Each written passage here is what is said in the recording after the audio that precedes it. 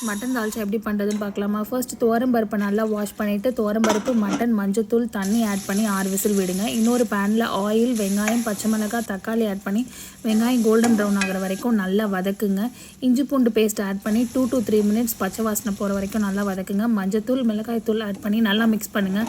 நான் இன்றைக்கி வாழைக்காய், உருளைக்கிழங்கு, கத்திரிக்காய் இதெல்லாம் காய்கறி ஆட் பண்ணியிருக்கேன். ஆட் பண்ணிவிட்டு ஜீரகம், மிளகு ஆட் பண்ணி நல்லா மிக்ஸ் பண்ணுங்கள். தேவையான அளவு தண்ணி ஆட் பண்ணிவிட்டு உப்பு ஆட் பண்ணி மூடி போட்டு மீடியம் ஃப்ளேமில் வைங்க. இந்த பக்கம் பருப்பு வெந்த பிறகு அதுலேருந்து இருக்கிற மட்டனை மட்டும் தனியாக எடுத்து இந்த கிரேவியில் ஆட் பண்ணிக்கோங்க. காய்கறிலாம் நல்லா வெந்த பிறகு நீங்கள் பருப்பை ஆட் பண்ணி நல்லா கிண்டி விடுங்க.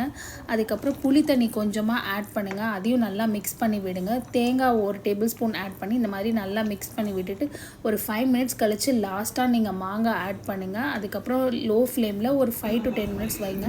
அதுக்கப்புறம் மாஷால்லா உங்களோட மட்டன் தால்ச்சா சூப்பராக ரெடி ஆகிருக்கும். டேஸ்ட் பண்ணி பாருங்கள்.